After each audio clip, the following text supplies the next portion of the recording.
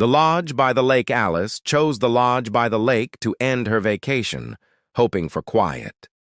The hush of the water and the soft wood smell promised a gentle farewell. Jack and Sabrina, the caretakers, welcomed her with a calm grace. They spoke softly, as if the lake could overhear every word and keep it. On the first morning, mist braided itself across the water like silver thread. Alice breathed it in and felt as if the air remembered older summers. Jack lent her a wool scarf, saying the lake changed moods without warning. Sabrina laughed and said the lake was polite, even when it was cold.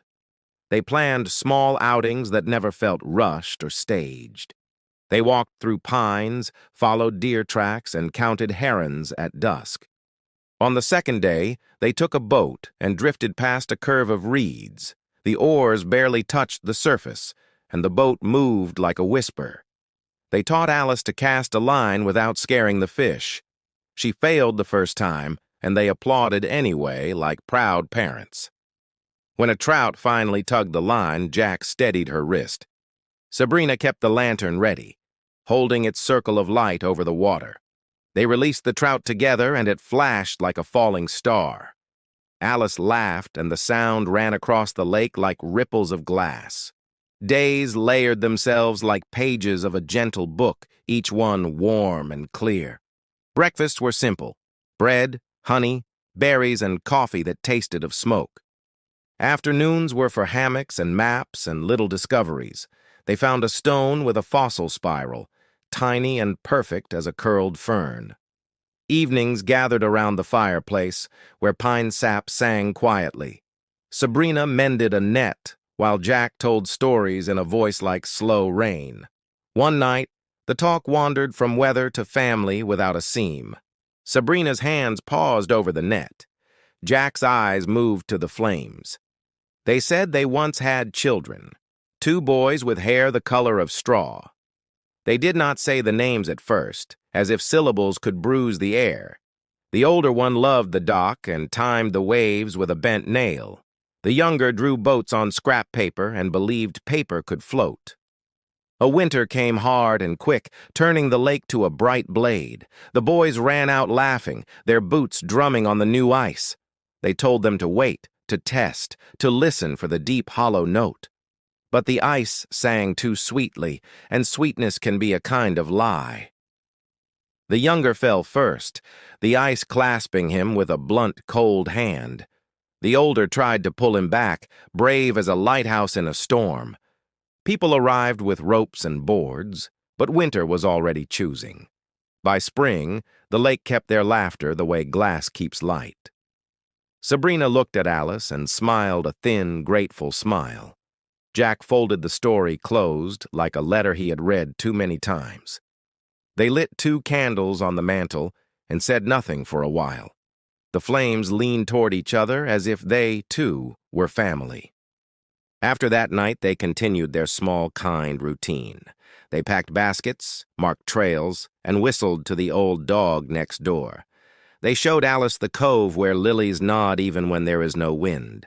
They pointed out a snag in the water where cormorants dried their wings.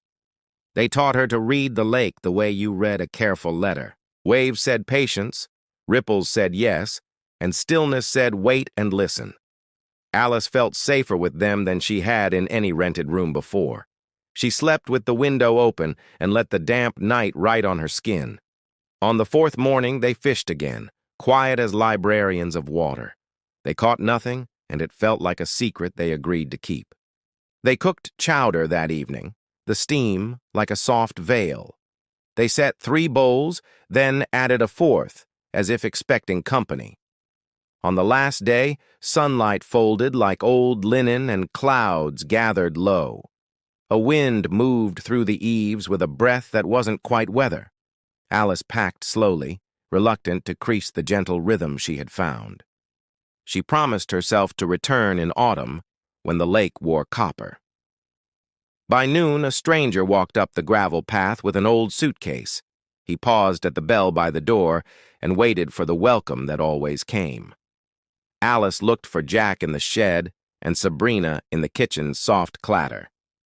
She found only the quiet shine of clean cups and a kettle that never boiled. The office ledger lay open, the pen asleep where Jack had left it. A pressed lily hid in the pages like a wish too delicate to speak. Alice checked the dock, the garden, the path to the cove of lilies. She called their names as if they might be hiding just to make her laugh. The wind answered with a low note that touched the windows and left. The stranger tapped the bell again, a polite sound that felt like a question. Alice returned to the lobby and said she would help him check in. Yet the words felt borrowed, like shoes too large for her voice. She reached for the ledger and found that the ink had not dried in years. The entries faded backward, dates thinning, names paling into dust. Jack and Sabrina were written there again and again in the same hand. The handwriting matched Alice's, but older, as if time had used her wrist. She opened a drawer for keys and found only 2 small candles. They were used to the wick and smelled faintly of winter air. The stranger looked around, puzzled and almost apologetic. He asked who would show him the room, and the question did not know itself.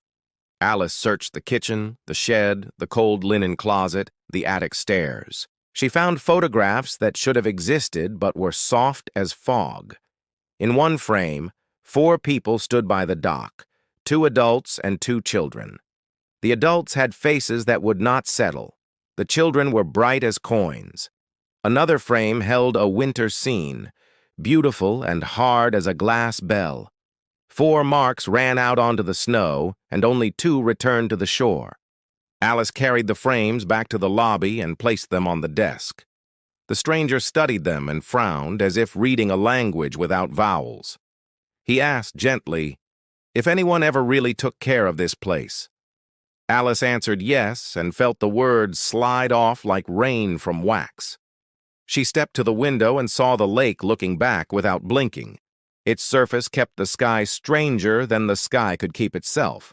A child's laugh rose from the dock, far away and close at once. The laugh left no echo, the way a dream leaves no footprints. Dusk gathered early, folding the rooms into soft, deliberate shadows. The stranger set his suitcase down and cleared his throat, expectant. Alice rang the bell herself, once, twice, 3 times. The sound fell through the building like coins into a deep fountain. No one came. No one had ever come. The sentence arrived in her mind quiet as snowfall and heavy as stone. She opened the ledger to the first page and felt the paper shiver. There was a single entry. The lodge keeps itself when the lake is calm. Jack's scarf still hung on a peg. Sabrina's net lay mended by the hearth. Yet the peg held only the idea of a scarf, and the net was a clever shadow. Alice remembered their voices, the slow stories, the warm chowder steam. Memory answered back with silence, as if correcting a kind mistake. The stranger asked, almost kindly, who Jack and Sabrina were. Alice tried to say caretakers, tried to say friends, tried to say family. Her mouth shaped the words and found them hollow like reeds in winter. Air went through and made a sound, but it was not a word anyone could keep. She looked at the water, which lifted and set itself as if breathing. She understood that some places make the people they need out of kindness. The lodge had made Jack and Sabrina for her out of memory, salt, and ash. It had given her comfort while the days were gentle and asked for nothing back. But the last day is always a door that knows who can walk through it. The hinge turned, and the quiet room waited for the truth to take a seat. Alice picked up the stranger's suitcase and nodded toward the hallway. She would show him a room because someone always does on the last day. Behind her, the candles on the mantel leaned toward each other and steadied. On the dock, the lake held 2 bright coins where a winter once ended. Alice whispered, "Thank you to the air," and the air kept the words. Outside, night gathered neatly, folding the lodge into its careful pocket. When she glanced back at the peg, the scarf was only a thread of light. When she glanced at the hearth, the net was only the shadow of a net. Jack and Sabrina, she thought, were the lake's way of being kind. And kindness sometimes is a story that exists only while you need it. The stranger smiled without knowing why and followed her into the hall. They walked on boards that remembered every footstep and never complained.